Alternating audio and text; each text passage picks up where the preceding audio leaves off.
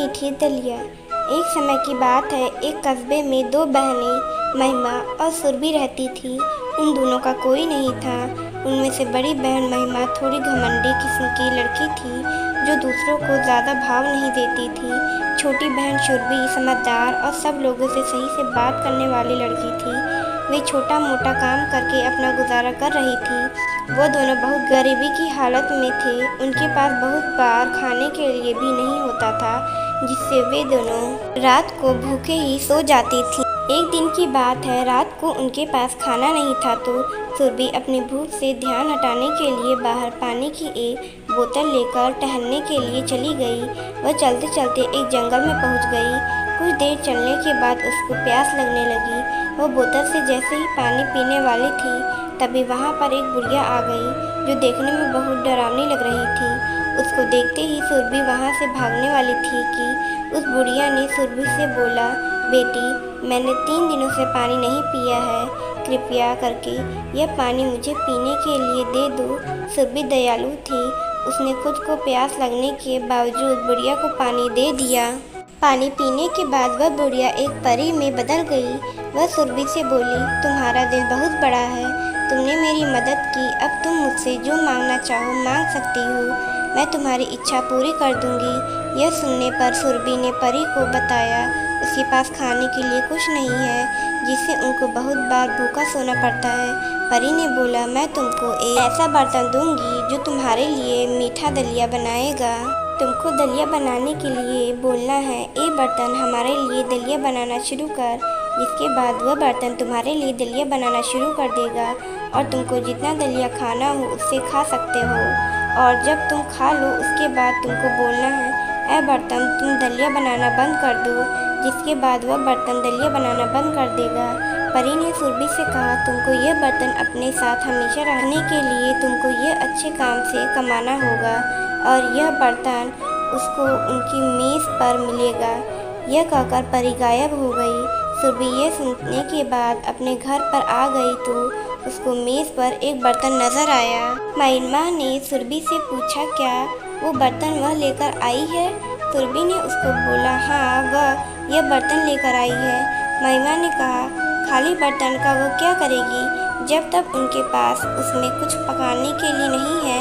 सुरभि ने उसको सारी बात बताई और बर्तन को बोला, ऐ बर्तन हमारे लिए दलिया बनाना शुरू कर। जिसके बाद उस बर्तन ने बहुत मीठी दलिया बनानी, जिसको दोनों बहनों ने बड़े ही मज़े से खाया।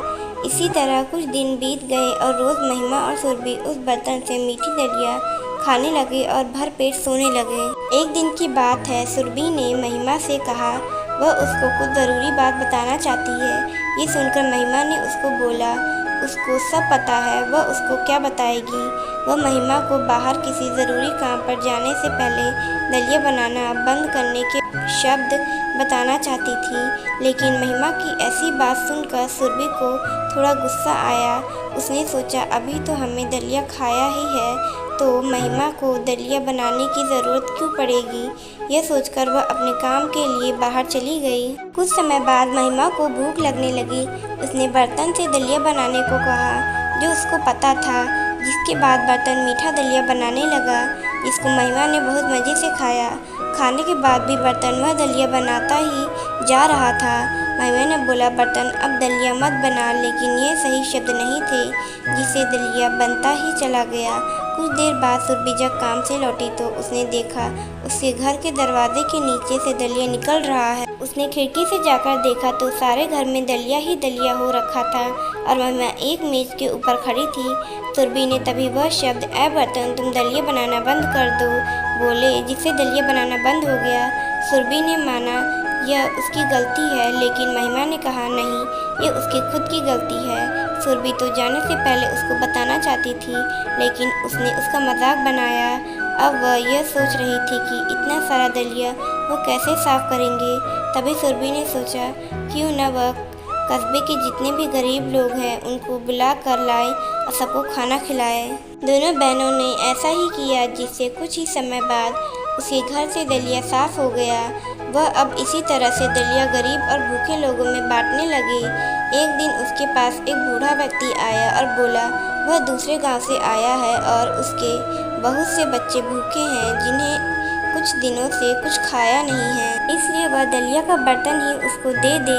यह सुनकर दोनों बहनों ने उसकी मजबूरी को समझते हुए वह दलिया का बर्तन उस बूढ़े आदमी को दे दिया। बर्तन देने के बाद वह बूढ़ा व्यक्ति उसी परी में बदल गया जो पहले सुरभि को मिली थी।